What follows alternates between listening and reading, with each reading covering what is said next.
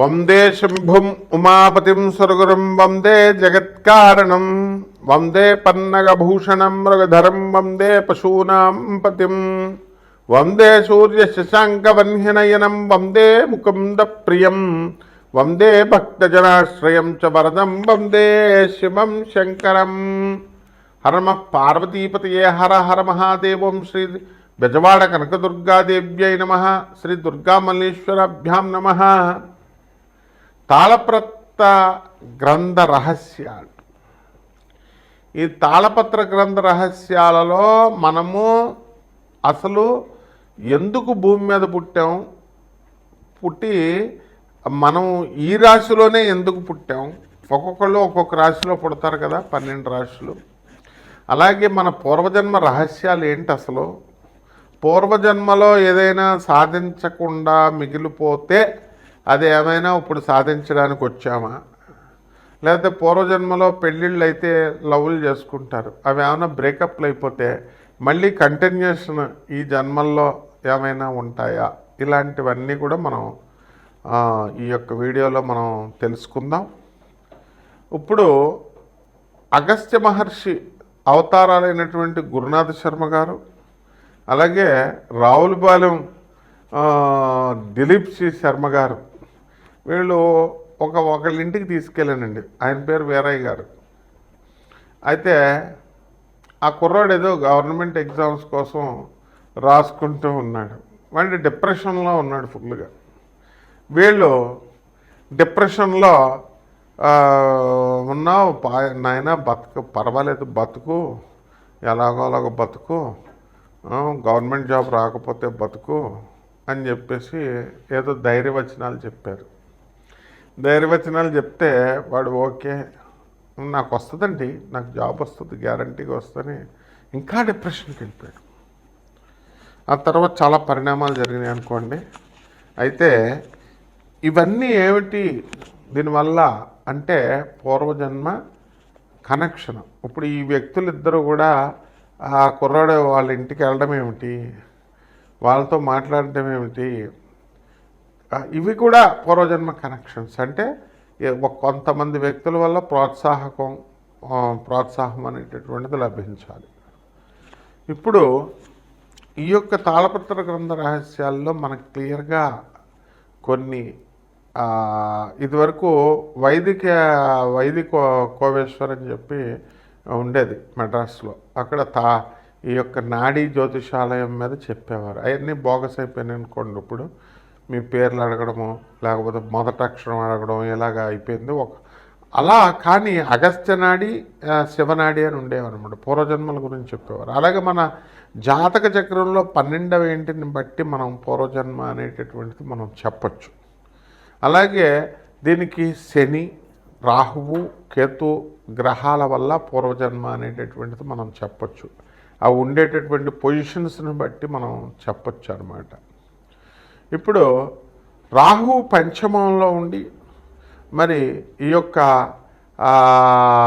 రవి, బుధ, శుక్రులు మొత్తం వీళ్ళంతా కూడా మనకి లాభస్థితిగతులై ఉండి ఇలా కొన్ని సిగ్నల్స్ ఉంటాయి. వాటి వల్ల పంచమ రాహు ఏం చేస్తాడంటే విపరీతమైనటువంటి మొండితనం ఉంటుంది. డిప్రెషన్ విపరీతమైన డిప్రెషన్లోకి వెళ్ళిపోతారు.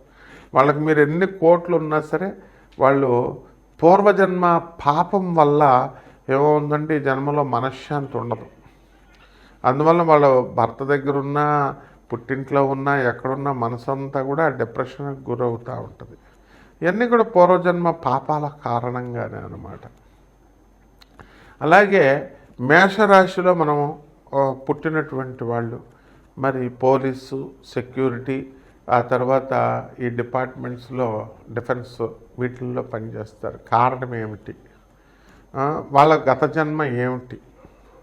అలాగే దొంగలు ఉంటారు. దొంగలు, నక్సలైట్లు వీళ్ళు హత్య చేయబడతారు. రౌడీ షీటర్స్ ఉంటారు, వీళ్ళు వేరే వాళ్ళ చేతుల్లో చంపబడతారు.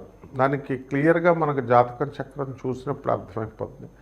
మళ్ళీ నెక్స్ట్ జన్మ ఉందా, లేకపోతే ఈ యొక్క నెక్స్ట్ జన్మలో ప్రతి ఒక్కరికి జన్మలు ఉంటాయి. కాకపోతే ఆ గ్యాప్ ఉంటుంది, గాలి ధూళయ్యి చెట్ల మీద వాటి మీద వేలాడుతూ ఉండాలన్నమాట దెయ్యాలయ్యి. మరి ఈ రకంగా మనకి ఈ యొక్క గ్రహ స్థితిగతులను బట్టే మనం అంచనా వేయగలుగుతాం.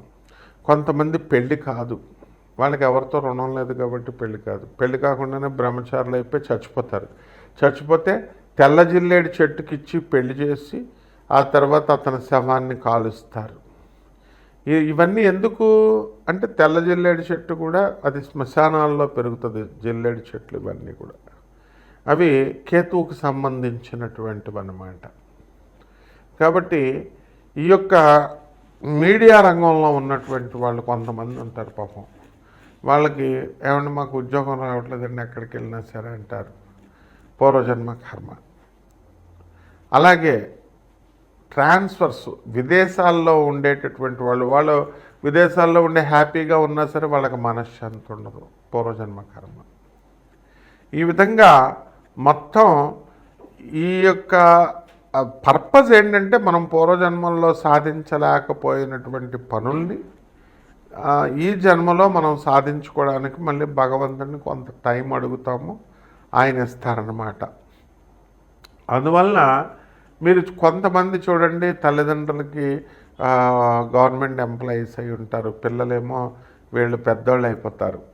వీళ్ళు చూడాలని అనుకున్న పిల్లలు ఆ తల్లిదండ్రులు గవర్నమెంట్ ఎంప్లాయీస్ కావడం వల్ల వాళ్ళకి పెన్షన్ వస్తుంది, మేము రావని అంటారు. అంటే వీళ్ళ డబ్బు తినేటటువంటి యోగం వాళ్ళకి లేదు, వాళ్ళకే వస్తున్నప్పుడు ఈ పిల్లలే సరిగ్గా సెటిల్ అవ్వలేదు ఎందుకులే అని చెప్పి వాళ్ళు ఇళ్ళకి వెళ్ళరు.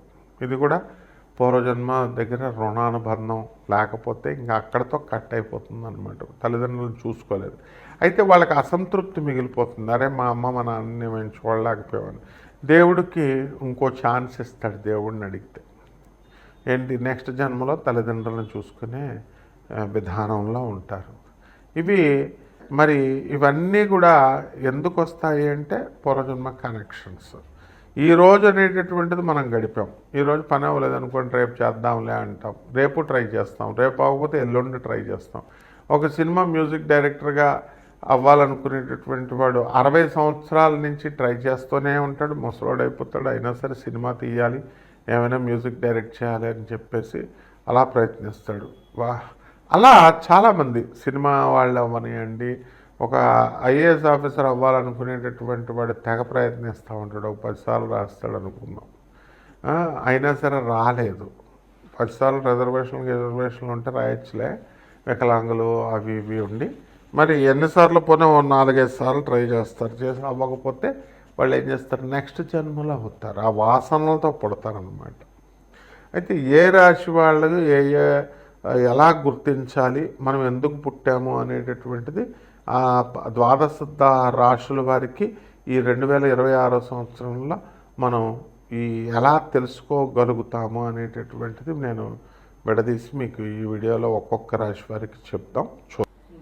వృషభ రాశి, ఈ వృషభ రాశి వారికి అందరికీ కూడా మనం పూర్వజన్మలో జీడిపప్పుల కర్రీతో తినాలనే ఆశ ఉంటుంది బాగా, కానీ బాదం పప్పులు, పిస్తాలు ఇలాంటివి తినాలని బాగా శరీర పుష్టి అనేటటువంటిది వృషభ రాశి వారికి ఉంటుంది.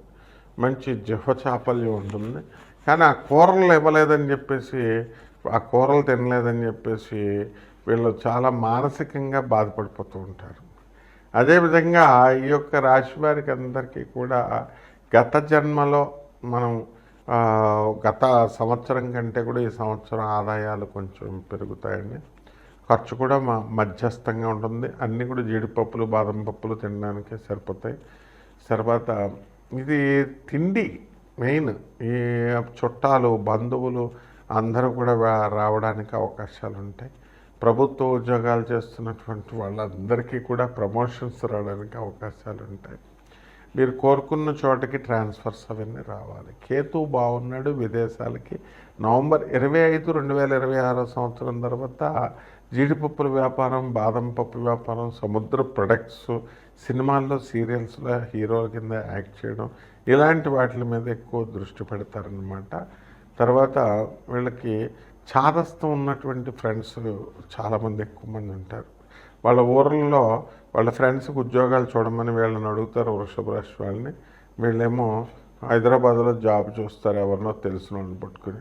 వాళ్ళేమో హైదరాబాద్లో చలి ఎక్కువ ఉంది, నేను జాబ్ రాదు, నేను జాయిన్ అవ్వను అని చెప్పేసి అతను తప్పించుకుంటాడు. వీళ్ళేమో నా పరుగు పోయిందని బాధపడుతూ ఉంటారు. ఇలా అనేక రకాలైనటువంటి సమస్యలు వృషభ రాశి వారికి. కాబట్టి ఇవే పెద్ద సమస్యలుగా అనిపిస్తూ ఉంటాయి. ఈ వృషభ రాశి వారికి నవంబర్ 25 దాకా కూడా ఇవే టెన్షన్స్తో కేవలం జీడిపప్పు కూర రాలేదని చెప్పి ఆత్మహత్య చేసేసుకోవాలని ప్రయత్నాలు చేస్తూ ఉంటారు. అర్ధాష్టమ కేతు అన్నమాట. అయితే ఈ యొక్క గురుడు మనకి ధనస్థానంలో ఉండి జూన్ 2 వరకు 2026 సంవత్సరం వరకు మంచి బ్రహ్మాండంగా ఆదాయాన్ని ఇప్పిస్తాడు. అండ్ సినిమా రంగంలో విపరీతంగా ప్రయత్నిస్తారు. గత జన్మలో సినిమా రంగంలో, టీవీ రంగంలో రావాలని తెగ ప్రయత్నాలు చేసి వాళ్ళు ఇక అవ్వక పాపం చనిపోయారు. అందుకని ఈ జన్మలో వాళ్ళకి రావడం కోసం వీళ్ళకి బ్రహ్మాండమైనటువంటి శరీర పుష్టి ఇవన్నీ వస్తాయి. అలాగే కోల్డ్ స్టోరేజ్ వ్యాపారాలు, బట్టల వ్యాపారాలు, ఎలక్ట్రానిక్స్ వ్యాపారాలు ఇవన్నీ కూడా చేస్తారు. ముఖ్యంగా ఇనుము సంబంధించిన వ్యాపారాలు గ్రాండ్ సక్సెస్ అవుతారనమాట. అంటే ఏదో ఒకటి సాధించాలి అనే ప్రయత్నాలు చేస్తూ ఉంటారు వీళ్ళు. ఈ యొక్క తాళపత్ర గ్రంథాల్లో వీళ్ళు దేనికోసం పుట్టారంటే ఇవే అన్నమాట. దీనికోసం ప్రత్యేకించి కొన్ని రెమెడీస్ ఉంటాయి. ఏవి కూడా డబ్బులు లేని రెమెడీసే మనం చెప్పేవి. కాబట్టి పరిహారాలు ఏమిటండి అని అంటే వీళ్ళు ఏం చేసుకోవాలి, మహాలక్ష్మి తల్లికి పూజ చేసుకోవాలి, కుంకుమార్చన చేసుకుంటూ. అండ్ ఎర్రని తామర పుష్పాలు, తెల్లని తామర పుష్పాలు, కలువ పువ్వులతో వీళ్ళు పూజ చేసుకోవాలి. ఓం మహాలక్ష్మి నమః అంటూ. అదేవిధంగా మనకి వీళ్ళు ఈ సింధూరం ఉంటుంది. సింధూరంతో ఆంజనేయ స్వామి వారు అంతటికి కూడా రాసి తమలపాకమైన సింధూరంతో శ్రీరామ అంటూ రాసి 108 సింధూరం ఆకులతో ఆంజనేయ స్వామి వారి యొక్క అర్చన చేసుకున్న తర్వాత మళ్ళీ ఆకుల ప్రసాదాన్ని మీరు తీసుకోవాల్సినటువంటి అవసరం ఉంది. దద్దోజనం ప్రసాదం కింద చేసి పేదవారందరికీ కూడా పంచొచ్చు ఆంజనేయ స్వామి వారికి సమర్పించిన తర్వాత. అలాగే మేడి చెట్టు చుట్టూ ప్రదక్షిణాలు చేసుకోండి. ఈ యొక్క గురుగ్రహం అనుగ్రహం వల్ల మీకు బ్రహ్మాండంగా ఈ సంవత్సరం అంతా కూడా ముందుకెళ్తారు. వృషభ రాశి మీకు జన్మ సాఫల్యత అనేటటువంటిది మీకు కలుగుతుంది. అది మీకు ఇంకా ఏమైనా డౌట్స్ ఉంటే మీరు నాకు కాల్ చేయొచ్చు. పర్సనల్ జాతకాలను బట్టి మీరు ఎందుకు ఏమి చేయాలనుకుని మీరు వ్యక్తిగత జాతకాలను కూడా తెలుస్తుంది మీకు. 12 ఏమున్నారు ఏంటి అన్నది.